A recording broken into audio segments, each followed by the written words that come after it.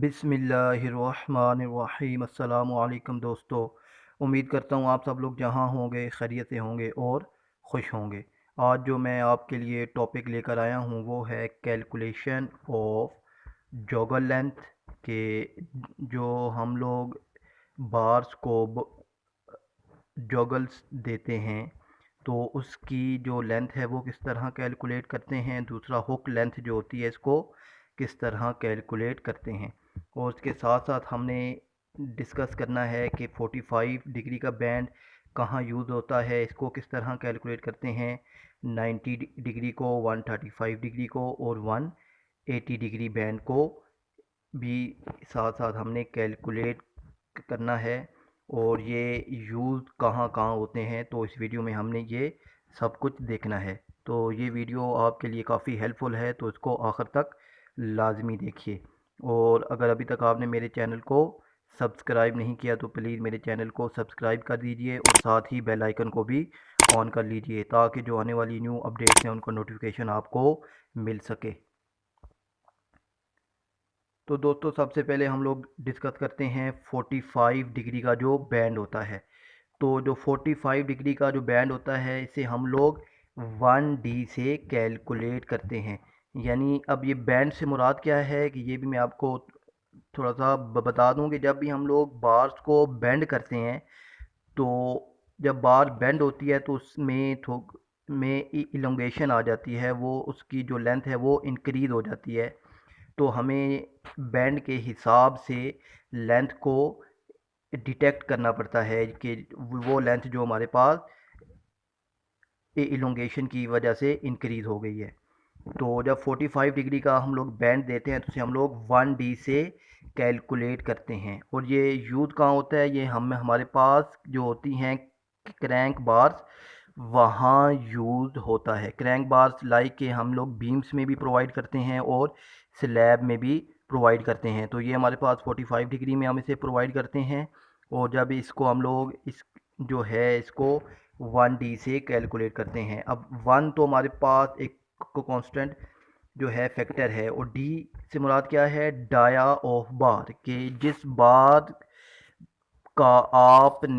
बार की आपने crank provide की है तो उसी बार का जो है डाया वो आपने माइनस करना होगा 1D से। यानी 45 डिग्री का जो बैंड है उसे हम लोग 1D से कैलकुलेट करते हैं। और जो हमारे पास होता है 90 डिग्री का बैंड, और जो 90 डिग्री का बैंड होता है इसे हम लोग 2D से कैलकुलेट करते हैं।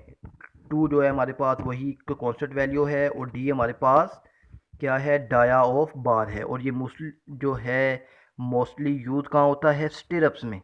जब हम लोग जो है स्टिरप्स बनाते हैं, आप इसे रिंग भी कह सकते हैं और टाइज भी कह सकते हैं। तो इसमें हमारे पास टोटल 5 बैंड्स होते हैं। तो 3 बैंड ऐसे होते हैं, ये मैंने एक और फिगर में भी आपको बता रहा हूँ, 1, 2 और 3। तो ये जो तीनों बैंड होते हैं हम ये हमारे पास 90 डिग्री के बैंड होते हैं। तो हम जब इनको डिटेक्ट करते हैं तो 2D से जो है हम इसकी लेंथ को कैलकुलेट करते हैं। जब हमारे पास 135 डिग्री का बैंड होता है तो इसे हम लोग 3D से कैलकुलेट करते हैं। और ये मोस्टली यूज़ कहाँ होता है, हुक्स में। अब हुक्स जब हमने हुक प्रोवाइड करनी होती है तो हुक का जो एंगल होता है ये हमारे पास 135 डिग्री का एंगल होता है। तो ये और भी एंगल होते हैं हमारे पास, ये जो होती है हुक्स उस पर डिपेंड कर रहा होता है कि वो हुक हमारे पास 90 डिग्री पे है या हमारे पास जो है 45 डिग्री पे है या 180 डिग्री पे है। तो वो मगर अभी जो हम हैं डिस्कस कर रहे हैं वो 135 डिग्री के बैंड को डिस्कस कर रहे हैं। इसको हम लोग 3D से कैलकुलेट करते हैं। और ये प्रोवाइड कहाँ होती है कि वो जहाँ पर हमने हुक्स प्रोवाइड करनी होती हैं तो हुक के लिए हम लोग 135 डिग्री का बैंड देते हैं और इसे हम लोग 3D से कैलकुलेट करते हैं। अब हमारे पास आ जाता है 4D। अब जब भी हमने 180 डिग्री का बैंड जो है वो यूज़ करते हैं तो इसे हम लोग 4D से कैलकुलेट करते हैं। और ये यूज़ कहाँ होता है, use in slab when we can provide double mesh, जब जब हम लोग डबल जो है जाल स्टील का वो जो है स्लैब में जो है वो इम्प्लीमेंट करते हैं, जिसे आप बैंड अप बार्स भी कहते हैं। तो अब मैं अगर ये फिगर तो एक जैसी ही लग रही है, अगर मैं इसमें आपको अगर दिखाऊं तो ये जो बार है, ये आप देखें, ये बार यहाँ से मूव करती हुई जा रही है और बीम के बाहर से मूव करती हुई ये ऊपर से जो है ये वापस हमारे पास आ गई है। तो यहाँ पर जो बैंड आता है ये हमारे पास 180 डिग्री का बैंड आता है और इसे हम लोग 4D से कैलकुलेट करते हैं। अब हमारे पास आ जाता है 6D। अब 6D हम लोग कहाँ यूज़ करते हैं, जब हम लोग जो होता है हमारे पास कॉलम, जब हमारे पास कंक्रीट जो कवर है वो जो है हमारा प्रॉपर ना हो रहा हो, तो हम लोग बार्स को जॉगल दे देते हैं। और इसकी लेंथ हम किस तरह कैलकुलेट करते हैं, ये हम लोग 6D से कैलकुलेट करते हैं।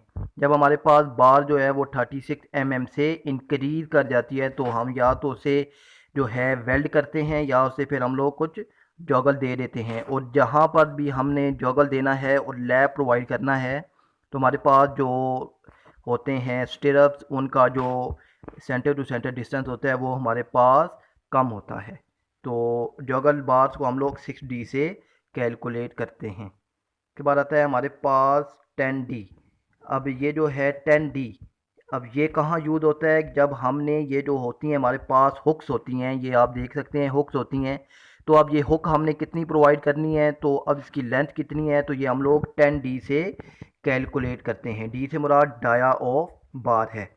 तो 10D से हम लोग हुक्स की जो है लेंथ वो कैलकुलेट करते हैं कि हमने जो है हुक ये कितनी प्रोवाइड करनी है। तो थैंक्स फॉर वाचिंग, और उम्मीद करता हूँ दोस्तों आपको मेरी ये वीडियो भी पसंद आई होगी। अल्लाह हाफ़िज़।